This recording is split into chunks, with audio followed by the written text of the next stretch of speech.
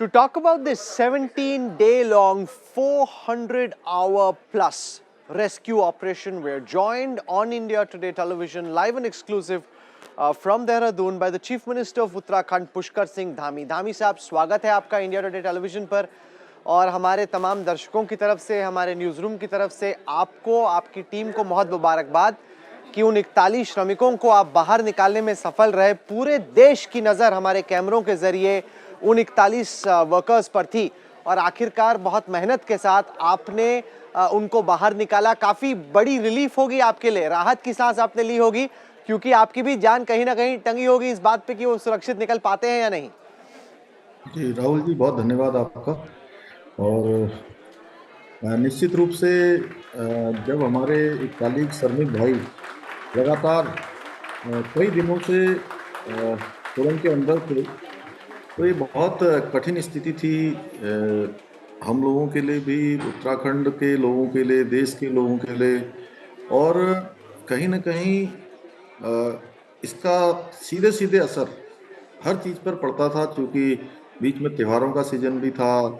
लोग दीपावली के दिन घर आना चाहते थे और दीपावली के दिन घर ना आकर वो टनल के अंदर बंद हो गए हैं। इस दौरान दिवाली भी आई, इस दौरान छठ पूजा भी आई, इगास का कार्यक्रम भी था, इगास का उत्सव भी था, देव दिवाली थी, गुरु पर्व था, अनेकों, गंगा स्नान था।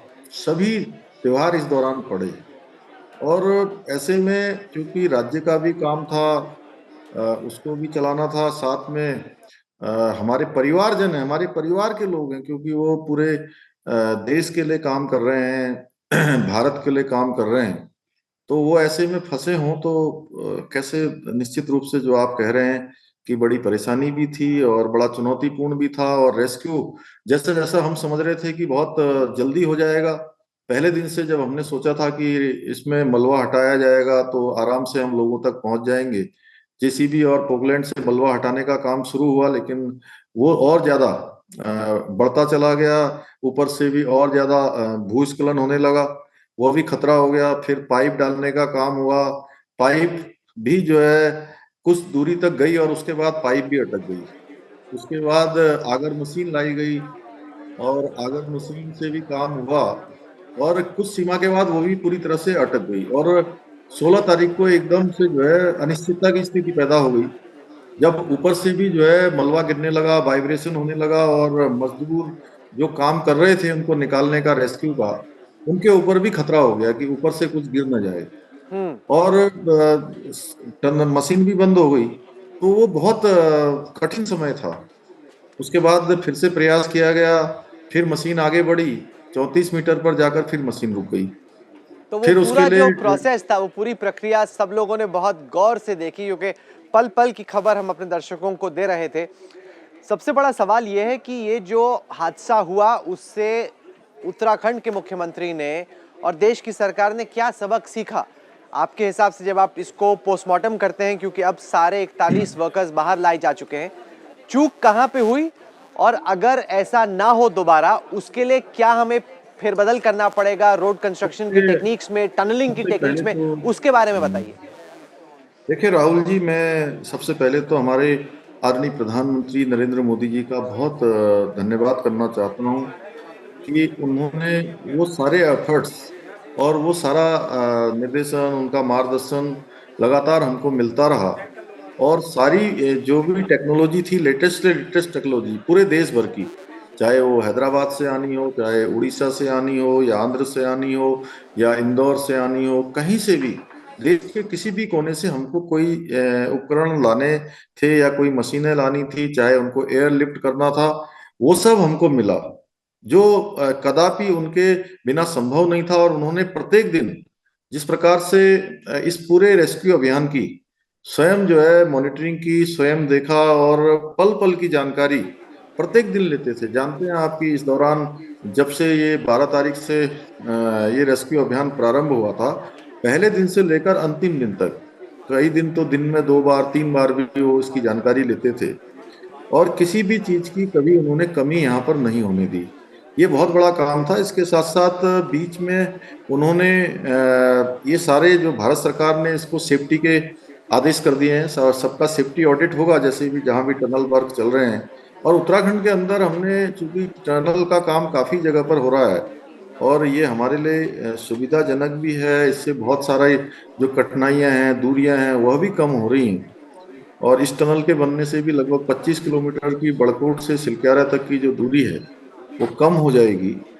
तो निश्चित रूप से टनल बनने भी जरूरी हैं, लेकिन उनकी सुरक्षा भी जरूरी है। इसलिए हमने कहा है कि चूंकि ज्यादातर जो प्रोजेक्ट हैं उसको राज्य सरकार के स्तर पर काम नहीं हो रहा है, तो राज्य सरकार उन सबकी समीक्षा करेगी, जिससे कि हम विकास के साथ साथ सुरक्षा भी लोगों की सुनिश्चित कर पाएंगे। नहीं, आपने देखा होगा कई सारे जियोलॉजिस्ट, कॉन्जर्वेशनिस्ट, इन्वायरमेंटलिस्ट जो कि हमारे साथ पिछले कुछ दिनों से जुड़े, उन्होंने कहा कि ये जो पूरा चार धाम 4 लेनिंग का प्रोजेक्ट है, क्योंकि ये जो माउंटेन रेंज है बहुत यंग है, यहाँ पे अरावली से विपरीत जो पहाड़ हैं वो अभी भी बन रहे हैं, इस वजह से वहाँ की जो रेत है, जो पत्थर हैं, वो बड़े लूज हैं, वो फिसल जाते हैं। तो ये एक बड़ा चैलेंज है। आप सेफ्टी ऑडिट तो कर ही रहे हैं, लेकिन इस तरह की चीज दोबारा ना हो, उसके बारे में आप कैसे सोच रहे हैं, ताकि ये तो बड़ा ही एक तरीके से किस्मत की बात रही कि सारे के सारे बाहर निकल आए, वरना बहुत बड़ी त्रासदी भी हो सकती थी ये। तो उस पे आप अपनी टीम को फिलहाल मुख्यमंत्री साहब क्या आदेश दे रहे हैं, कैसे उस बारे में आप सोच रहे हैं? नहीं, हमने हमने पहले ही आदेश कर दिया है कि जितने भी टनल के काम चल रहे हैं, क्योंकि और भी बहुत जगह पर टनल बन रही हैं, उन सभी की हम समीक्षा करेंगे एक बार, और पूरी विधिवत समीक्षा करेंगे, जिससे कि आगे इस प्रकार की घटनाएं ना हो। अच्छा, साथ ही साथ ये बताएं कि जब परिवार वालों से आपने चर्चा की, आपने इन वर्कर से चर्चा की, उनकी मेंटल स्टेट के बारे में बताएं, क्योंकि जब बाकी देशों में इस तरह का, थाईलैंड में या बाकी देशों में इस तरह का रेस्क्यू ऑपरेशन हुआ, तो काफी ये रहा कि जो उनके दिमाग में चल रहा था, एक्सपर्ट्स को चिंता कर रहे थे कि पोस्ट ट्रॉमेटिक स्ट्रेस डिसऑर्डर भी हो सकता है, इनको ट्रॉमा भी हो सकता है, क्योंकि काफी दिन तक फंसे हुए थे एक क्लोज स्पेस में। लेकिन जब ये निकले तो काफी लग रहा था इनका मोरल भी हाई था, जोश भी हाई था, और इनकी जो मेडिकल स्थिति थी वो भी डॉक्टर बता रहे थे कि काफी ठीक थी। देखिए, एक तो लगातार मैंने उनसे, जब सबसे पहले जो सबसे छोटे वर्कर थे 20 साल की आयु के, उनसे मैंने पूछा कि भाई आपको क्या महसूस हो रहा था, चिंता हो रही थी क्या ज्यादा? बोले नहीं, जब आपका प्रधानमंत्री जी का सबका ये हुआ कि हमारी वो चिंता कर रहे हैं, और मैं भी लगातार उनके साथ कम्युनिकेशन में था, तो उन्होंने कहा कि एक दो दिन चिंता हुई, लेकिन उसके बाद हमको लगा कि हमको पूरा भरोसा हो गया था कि आप हमको बाहर निकाल लेंगे।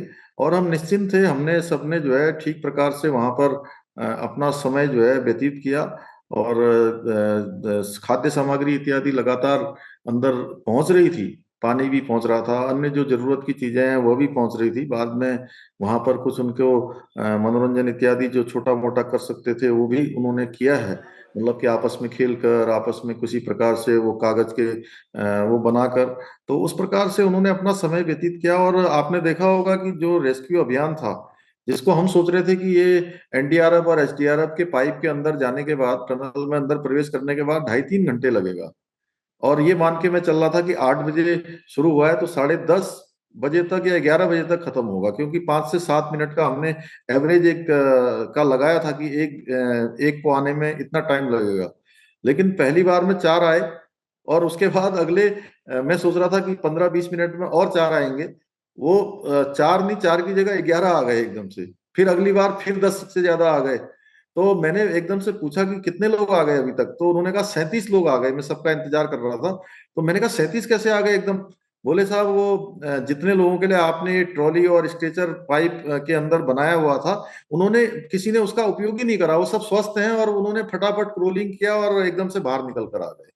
यानी कि वो पूरी तरह से स्वस्थ थे। उसके बाद मैं सबसे एक एक से मिला, उनके परिजनों से मिला, और सब कल उन्होंने, आदरणीय प्रधानमंत्री जी ने भी उनसे बात की, और वो अति प्रसन्न थे। और आज मैं सबसे हॉस्पिटल में भी मिलने गया, सभी लोग पूरी तरह से स्वस्थ हैं भगवान की कृपा से। उनके परिजन भी पूरी तरह से कहीं उनको कोई इस प्रकार की परेशानी नहीं है। जो लोग अपने जो यहाँ नहीं आ पाए, जिनके परिजन, उन्होंने सभी ने दूरभाष पर बात कर ली है। सभी के घरों में एक त्योहार जैसा, उत्सव जैसा माहौल है भगवान की कृपा से। आज सभी लोग सकुशल आ गए हैं। मैं हमारी जो ओपन सोर्स इन्वेस्टिगेशन टीम है उनकी एक रिपोर्ट पढ़ रहा था कि बाकी देशों में क्या होता है। तो वहाँ पे जो एक्सपर्ट्स थे टनलिंग के, इंटरनेशनल एक्सपर्ट्स, उन्होंने कहा कि एक माइक्रो टनल होनी चाहिए बाजू बाजू में जहाँ पे मेन काम चल रहा है, ताकि अगर कभी इस तरह का कोई हादसा हो जाए तो उसके रेस्क्यू के लिए किनारे में एक छोटी टनल हो जिनसे वो बाहर निकल पाए, ताकि अगर डेब्री आ भी जाए तो किनारे में एक रास्ता है बाहर निकलने का।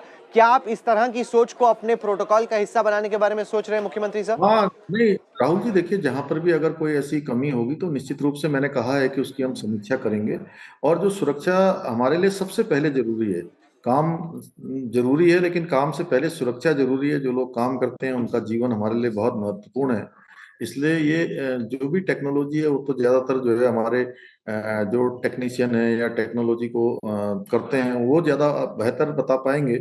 लेकिन हमारा यह है कि लोगों की जिंदगी हमारे लिए बहुत जरूरी है। और ये इस पूरे रेस्क्यू अभियान में ये पूरे देश ने देखा, दुनिया ने देखा कि जितनी भी जो देश दुनिया की टेक्नोलॉजी हो सकती थी वो सारी की सारी यहाँ पर पहुंची है।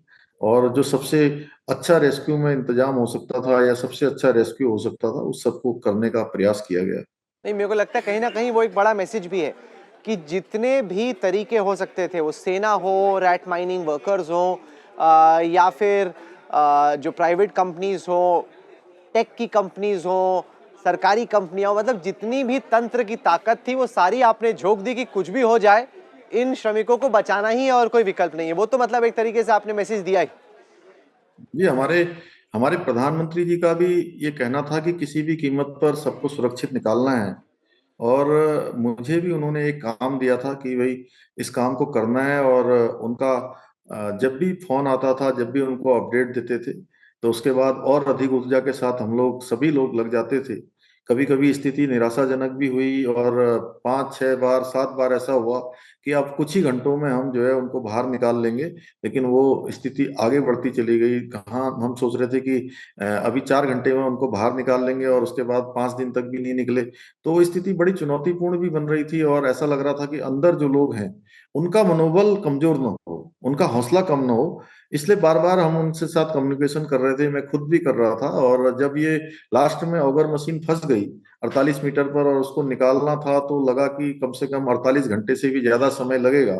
तो मेरे मन में आया कि सबसे पहले मैं अंदर जो लोग हैं उनसे बात करूं। जब मैंने उनसे अंदर बात करी तो उनकी बात सुनकर उन्होंने कहा कि 5 दिन 10 दिन साहब जितना दिन भी लगता है लगने दीजिए, आप केवल सुरक्षित बाहर निकालने के बारे में काम करिए, हम लोग बिल्कुल ठीक हैं, आप हमारी चिंता मत करिए, आप लोग बाहर का ख्याल करिए, अंदर हम लोग ठीक हैं। तो बड़ा उससे एक उत्साह, बड़ा बड़ा प्रोत्साहन हुआ। तो मैं उन सब बहादुर भाइयों को भी बधाई देना चाहता हूं जिन्होंने इस 16 17 दिनों तक लगातार हैं अपने हिम्मत से, अपने हौसले से अपने को स्थिर रखा।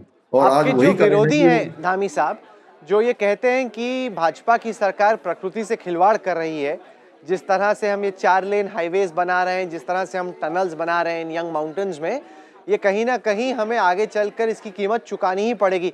उन विरोधियों को क्या बोलना चाहते हैं? क्योंकि कहीं ना कहीं चाइना का बॉर्डर भी है, राष्ट्रीय सुरक्षा का मामला भी है, बल्कि इसके अलावा प्रकृति का एंगल भी है कि वाकई में यहाँ पे इकोलॉजिकली सेंसिटिव जोन है, सीस्मिक जोन है, जहाँ पे अर्थक्वेक्स आ सकते हैं। तो ये बहुत बड़ा और बहुत नाजुक चैलेंज है आपके लिए। वो तो हमारे प्रधानमंत्री जी हमेशा कहते हैं कि इकोलॉजी और इकोनॉमी दोनों का बैलेंस होना चाहिए। और उत्तराखंड के अंदर हम इस मॉडल को लागू कर रहे हैं कि इकोलॉजी और इकोनॉमी दोनों साथ साथ चलें। और चारधाम ऑल वेदर रोड बनने के बाद पूरी देश दुनिया देख रही है कि जहाँ 5 लाख 10 लाख लोग पूरे साल भर में आते थे, इस साल हमारे यहाँ 56 लाख तीर्थ यात्री आए हैं। पर्यटकों से पूरा उत्तराखंड भरा हुआ है। तो निश्चित रूप से ये बदलाव आया है, इसके बाद तेजी से विकास हुआ है। लेकिन हाँ, ये जरूर मानता हूँ कि मैं जो प्रकृति की बात है उसका संरक्षण भी होना चाहिए और इकोलॉजी भी हमारी बनी रहनी चाहिए। उस मॉडल को हम अपना रहे हैं। धामी साहब, हमसे जुड़ने के लिए बहुत बहुत धन्यवाद आपका। That's the chief minister of Uttarakhand, Pushkar Singh Dhami. This is, make no mistake, the biggest challenge of his life. He's not had to deal with a crisis of this nature where the entire country's energies were focused squarely on what the Chief Minister and his teams were doing at the Silkyara tunnel. He's come out unscathed after that 17-day ordeal. We wish you all the best. Thank you, Chief Minister, for joining us. If you like the video, do like, comment, share and subscribe.